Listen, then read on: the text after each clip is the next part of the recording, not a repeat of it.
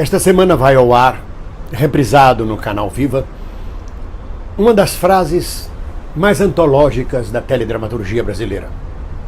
É quando a personagem Bafo de Bode vê Tieta pela primeira vez e diz: "Isso não é mais uma mulher, minha gente, isso é uma plantação inteirinha de chibio."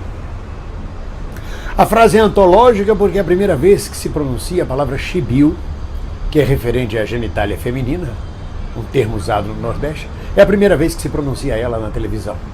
É um rompimento de uma moral rígida e de uma moral repressora. Por isso mesmo ela é dita por um lumpen, por um mendigo, por um marginal. Alguém fora do sistema é capaz de pronunciar isso na teledramaturgia, pela primeira vez. Isto foi há 28 anos atrás.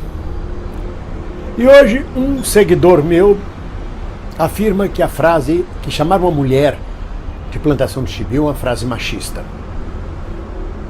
Talvez ele esteja no que chamamos de politicamente correto. Eu não suporto o politicamente correto. Tire o politicamente. As coisas para mim são corretas ou não são corretas. E além do mais, o que é correto hoje não é correto amanhã. E o que foi correto ontem não é correto hoje. O tempo passa. Esta frase tem quase 30 anos, dita num conceito e num contexto completamente diferente dos dias de hoje. Mas existem os chatos que perseguem de Monteiro Lobato a Aguinaldo Silva. Querem aparecer na ordem do dia. E é muito chato. Eu, pessoalmente, acho muito chato o politicamente correto. Eu já vi coisas e já li coisas absurdas. Por exemplo, o poeta dos escravos, Castro Alves, quando nasceu numa fazenda chamada Fazenda Boa Vista, rodeado de escravos para servi-lo. Passou sua vida rodeado de escravos e morreu, aos 20 e poucos anos de idade, rodeado de escravos servindo-o. Então por isso a gente deve negar Castro Alves, que foi o poeta dos escravos, o poeta condoreiro? Há um ataque agora contra Monteiro Lobato, porque na sua época ele tinha uma outra visão, cometeu um erro, um equívoco numa frase, nega-se toda a sua obra, nega-se a sua pessoa. No caso do Bafo de Bode, a gente nega Jorge Amado e Aguinaldo Silva. Acho que eles deveriam ser queimados na fogueira. Não é bem assim. Há uma radicalização insuportável nos dias de hoje. É a mesma radicalização, por exemplo, que condena José Serra por estar abraçando a presidente da UNE. A direita chama ele de comunista, ele ainda é comunista, olha lá ele abraçando a presidente da UNE. Logo depois a esquerda condena Karina, a presidente da UNE, dizendo: olha ela abraçando José Serra, ela passou para a direita. Quando é que a gente vai parar com isso? Quando é que a gente vai deixar de ser infantil? Quando é que a gente vai crescer?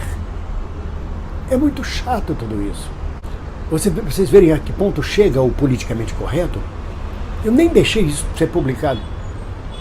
Um camarada de esquerda que acaba tendo um pensamento completamente de direita e vice-versa, porque direita e esquerda chega uma hora que, se ela é fascista, se ela é repressora, elas se igualam.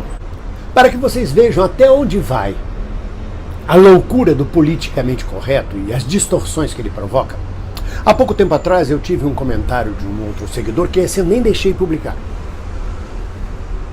Comentando sobre a homossexualidade, sobre a sexualidade, vamos dizer assim, dizia ele, e é verdade científica comprovado isso, que numa determinada região da África existe uma raça de macacos que, quando dois machos brigam, o macho que é derrotado, quando percebe que está derrotado, ele se vira de costas, fica de quatro e oferece a bunda para o seu adversário. E o seu adversário, numa demonstração de poder, representa o ato sexual de um coito anal com o derrotado, para que toda aquela tribo de macacos veja que ele é o vencedor. Baseado nisso, este companheiro de esquerda coloca, portanto, que o coito anal numa relação homossexual é um ato fascista de subjugação de um macho pelo outro. Que o macho estaria usando o seu falo como objeto de guerra, de dominação, de subjugação do outro. Isso é um grau de loucura. É o pessoal que tem mania de dar ideologia a rabo. Aí eu contra-argumentei com ele, falei: sim, mas não existe só o coito anal como forma de relação homossexual, existe o sexo oral. Ele contrapôs. O sexo oral demonstra apenas uma carência oral de quem não teve seio na infância, de quem não teve um bom seio materno. sessões de psicanálise e conhecimento profundo da sua infância pode levá-lo a abandonar o sexo oral. Em última análise, ele diria que assim a pessoa estaria curada da homossexualidade, né? Ela deixaria o coito anal porque ele é fascista e deixaria o sexo oral porque é carência de seio materno. E isso é um companheiro de esquerda. São absurdos desses que hoje em dia nós praticamos, buscando o politicamente correto, que não tem nada a ver com o correto nem com o politicamente, tem a ver com o ego apenas, de mostrar apenas que eu sou uma pessoa correta, eu não admito que seja feita. E aí começa a procurar cabelo em ovo. Por exemplo, realmente esta semana eu vi uma cena em Tieta em que o Ascânio pega a mulher dele, que o traiu, pega pelo braço, sacode e age com violência masculina contra ela. Isso foi 30 anos atrás. Hoje talvez tivesse que explicar, ele teria que ser punido pela violência que ele agiu com a mulher. É uma outra época. E na novela, quando chamam Perpétua de Tribufu, de Alpercata de Alfenim, de Jararaca, Jabiraca, isso não é uma violência, uma ofensa contra a mulher? Então, se nós formos caminhar por estes parâmetros e essas permanentes análises de procurar o argueiro no olho do outro, a gente vai viajar em fantasias egóicas maravilhosas, onde nós vamos ser, cada um de nós, julgador permanente do outro e da sociedade.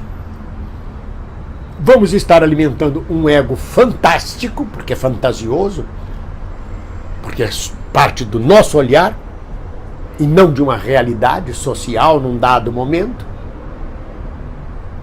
da qual nós não escapamos, é claro, mas que tem um único objetivo: de satisfazer o nosso ego.